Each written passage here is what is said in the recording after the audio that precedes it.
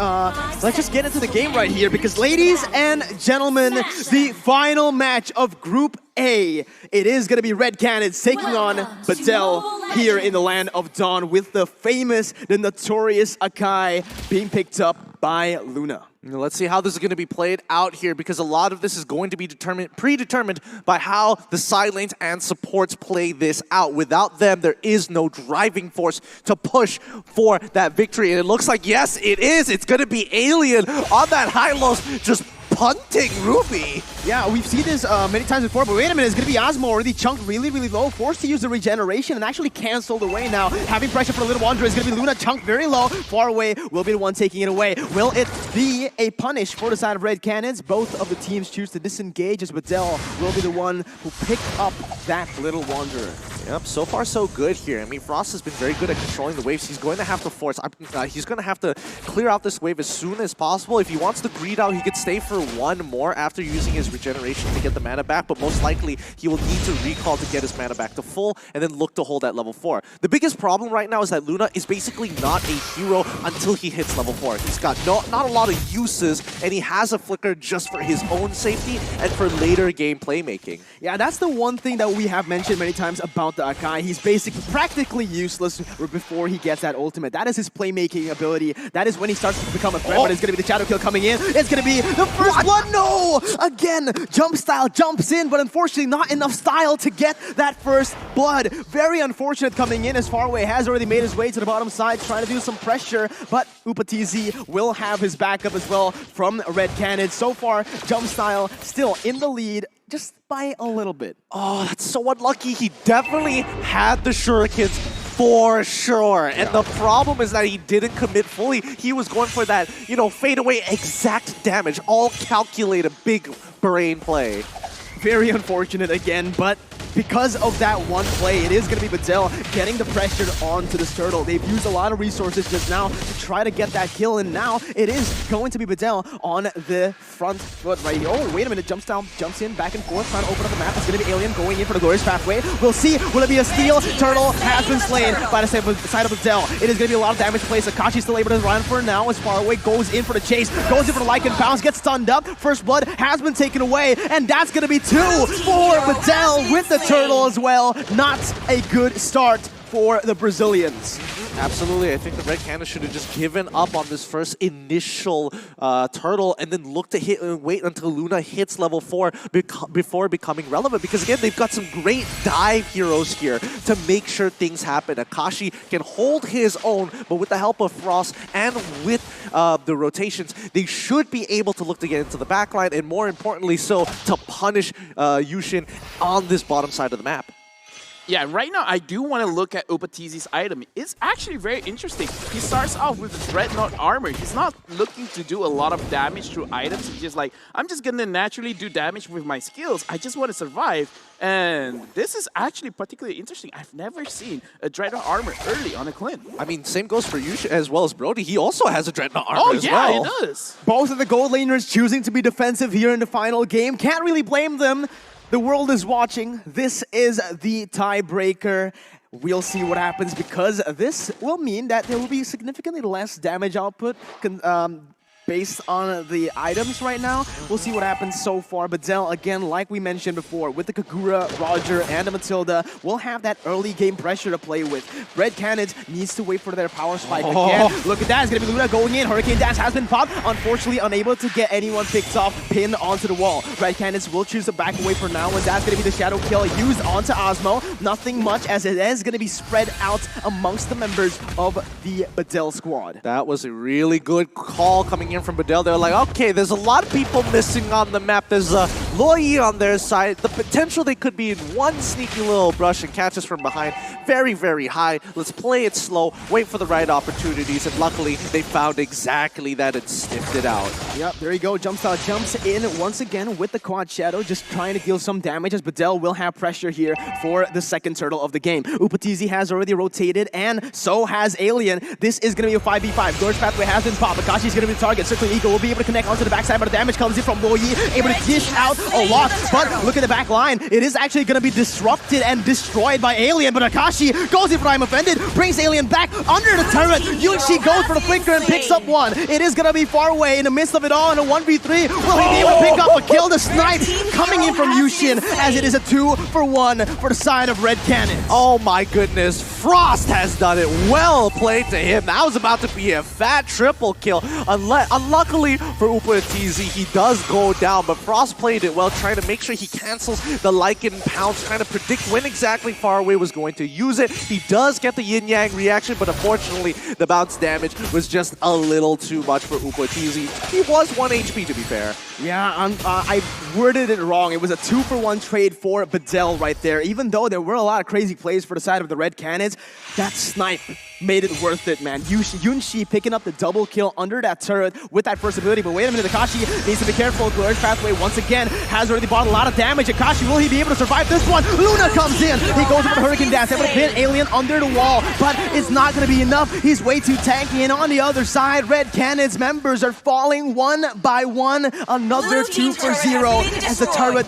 will be taken as well. Bedel, they're doing a great job here, and this high loss pick is becoming a little bit more obnoxious than what the Red Canids initially thought it was going to be. Jumpstyle is going to get on top of Faraway, but really doesn't want to commit to anything onto him so far. He won't have any backup in case things go wrong, but the rest of Bedel, they're spreading out their forces. They're not investing in just one lane. They're trying to make the Red Canids bleed with multiple cuts. Yeah, I don't know what I feel like Red Canids, they need to start like, you know, making one decision, following it through up until the end, because we've seen so much hesitation from the squad. They want to go top side, they want to go bot side, and then they just stop midway. Now it is going to be the diversion used to the top side. Yunchi is going to be the target, still able to dash away right now, and the damage is not going to be enough. He gets out of the 1v3, and Luna's going to get slain. Yunchi picks up the 5th kill of his game. Circling Eagle goes in onto Akashi. He's going to get locked down, a flame shot to finish him off with the damage as well. It is going to be Alien picking up as well his 2nd kill of the game as Faraway takes the turtle. Oh, that's so unfortunate. Frost predicted wrong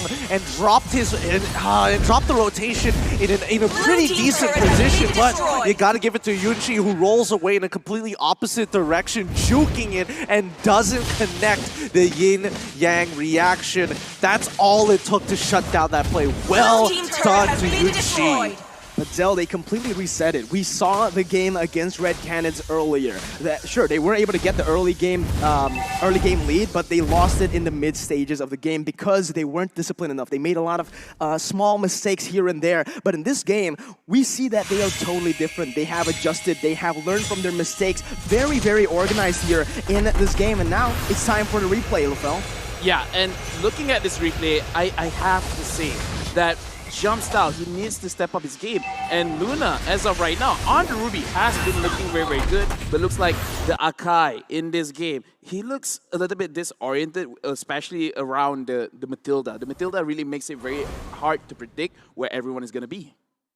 The guiding wind providing additional mobility right there, making it hard to catch anyone in that Hurricane Dance. Pinning anyone into the wall is going to be a hard task here, considering the mobility and the survivability of every single member here from the side of Bedel. Oh, diversion though! We'll be able to catch Osmo, but the miscommunications once again. We see the I'm Offended, but it's into the wrong direction. And now Bedel will look for the re-engage. A lot of abilities have been popped. I'm Offended is not available. The Sun connects and Glorious Pathway will be popped, but it is going to be Red Canids surviving for now under the turret. 1-for-0 as of right now. Bedel trying to go for the siege as well as the fight. Faraway has dodged it, dashed in, going in for the Lycan Pounce. I'm Offended has been able to connect, but it's going to be Alien taken very low, taken down right now. Faraway wreaking havoc though. He wants to double, he wants to triple, he wants the Maniac. Will he be able to do it? uPoTZ versus Faraway in his own base. The damage comes in from Upa, the damage comes in from Faraway. He's just going to choose to back away. The tank coming in from Bedel, and there it was just beautiful. The communication was all for Bedel. Red Canids, they need to start just he needs to start being organized. There's so much miscommunication even in the team fights. I mean, it hasn't got to the breaking point just yet. It's just a 4K differential, but you got to give it to Bedel, though. That was a really good save, trying to make sure that Faraway gets out of there. They got Paranoid to tank at least one hit, so that Faraway can tank one, because he can only replay here one more time. Break it down for us, LaFell. Yeah, this is what happens when you have so much golden experience in your hand. Look at Faraway. Faraway just goes in, and this is what we talked about. How Roger, just like he did say, can do just brain dead things with his Lycan Pound. Oh, diversion has been popped, but will it be enough? It will. Luna gets him out of there. Clutch That's a cool gaming. That's cool. That was cool. That was cool. That was a highlight moment, but at what cost? It is going to be the Lord started up. Glorious Pathway has been popped as well to zone away the members from the side of Red Canids. Bedel will be able to take the first Lord uncontested. So far, what Red Canids need more than anything right now is a traditional front-to-front fight. Half the time, Bedel manages to get past everybody, and more importantly, to get past Luna and get right in front of Frost, and he can't really abuse his range at that point when you are point blank. He's not getting that multiple AoE. If he's only dishing out damage to Alien, it just isn't worth his time. Because Alien, he can face tank it. Paranoid gets to get that extra space and make sure that he gets the better yin-yang overturn. It's just really tough right now for the side of Red Canids. They're losing on all fronts. Gold, kills, turrets, and objectives. This is going to be the biggest question that they have to answer. Will they be able to withstand the push with the Lord marching down, with the range that Bedel has, and that Roger that has just become a monster here in the 11th minute. Lord has marched down, will be able to crash onto the inhibitor turret to the top side. It is going to be Bedel looking for the engage under the turret. Is this a mistake? Osmo has been taking half HP, but jump style as well. Both teams just trading a lot of damage. Akashi whiffs the I'm offended, and it is going to be Bedel just taking the inhibitor turret, backing off, instantly playing the discipline game. Don't want to give Red Canids any chance to come back from this game. You know, speaking of giving chances here, Jumpstyle, at this point in time, he's not really doing too much in these team fights. I think he needs to start split pushing to the other side. Luna looking for a potential opportunity to turn things around, but you can see that Faraway completely disrespecting that distancing. But yeah, I do think that Jumpstyle really should be looking to actually split push and pull attention away from these key points of the map. Yeah, I agree with that, man. Glorious Pathway once again opened up Bedel. All they want to do right here is just keep on sieging, utilizing those buff minions from the Lord to try to get more turrets. But it is Red Canids with the answer instantly going in for the clear. They are still able to defend right now. It is going to be Upatizi being the target. Osmo goes in for a circling eagle, unable to get anything done right now, as it might be him taken down. 1 for 0 for the side of Red Canids. Actually, this is where, surprisingly, Red Canids find their comfort. They want to play it in their own base. They play for the defense. So here's the thing, Red Canids, let's look at the draft. What do they have? Crowd control. They have a lot of crowd control, but they haven't been using it. But right now, Alien is there. It looks like an engage that isn't going to go anywhere.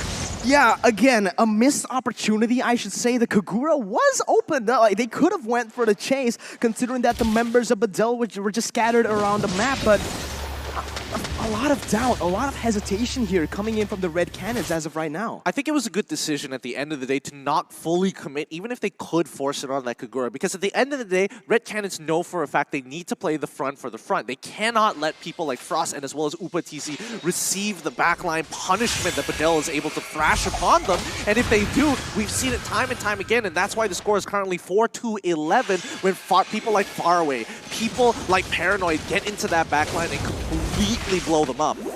Yeah, absolutely. Right now, as we can take a look at the items here, LaFell, Faraway is almost at full items in the 13th minute. Yeah, and right now, I do want to put, like, as of right now, Luna as well as Frost, they don't have any anti-heal items. So as of right now, Bedel, they can just keep on harassing them because they can keep on healing with the Matilda. So right now, Red Canids, like Gideon says, they have to slow down the game, and for them to slow down the game, Jumpstyle has to go for the split push. Right now, he does have the items, like, he can push pretty well. He has a lot of movement speed onto himself.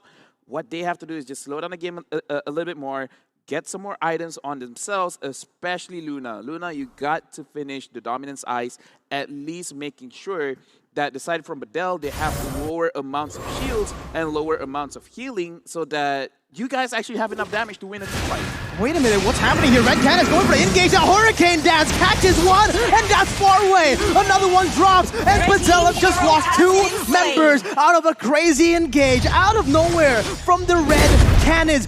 What was that? Wow.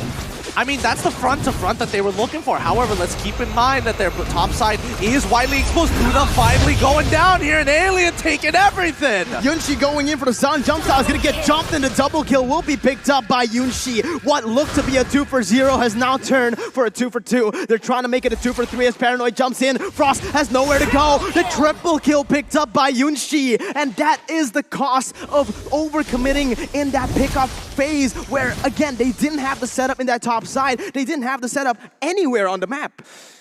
It was a good attempt. I'm not gonna lie, it was a good attempt for the Red Canids. However, they didn't think it all the way through, and the scramble got a little messy. They had their first initial pick off there, but then what's the follow-up plan?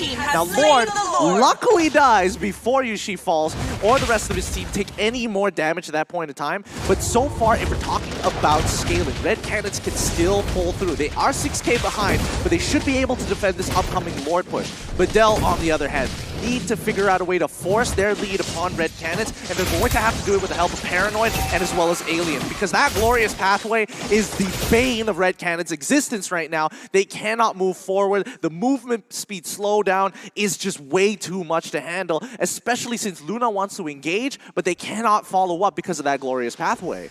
Yeah, it's going to be really tough again for the side of Red Canids, but as the game continues on, Bedel will also have quite a hard time ending the game. They have a lot of CC, like we mentioned. They have a lot of disengage. They are able to, you know, basically just disengage from any of the crazy fights that Bedel tries to force on them, and that's exactly what they're doing right now. Focusing on the minions, not letting Bedel, but look at Luna! The diversion comes in for the backside, trying to go for the flank, almost gets a huge Hurricane Dash, but no! Frost was caught all alone, and Paranoid was there to capitalize. Yep, Paranoid, he's just doing an amazing job, just shutting down Frost, knowing that he's the only other win condition they have. Osmo, he's going to bring the rest of the team in, and this might just be it. This might be it, man. Red Canids coming in. Luna still able to survive for now, but he's going to get taken down. Now, with everything against them, they pick up one. It is a 2-for-1 for now, but they're going to be able to focus down the inhibitor turrets left on the side of Red Canids. Will they be able to end, or will Red Canids be able to defend? It is going to be the 4v3 right now. Akashi still able to dodge away for now. The minions will come down marching. Akashi goes in for I'm offended. Osmo gets connected. Instantly kill picked up by UpaTZ, but the Torn Apart Memory will be able to dish out some damage. Far away gets baited to the backside. Akashi still waiting and trying to deal some damage, trying to bait out the minions, but the base is simply going to be targeted by Paranoid. He goes in, and Bedel will be the second team to qualify for this.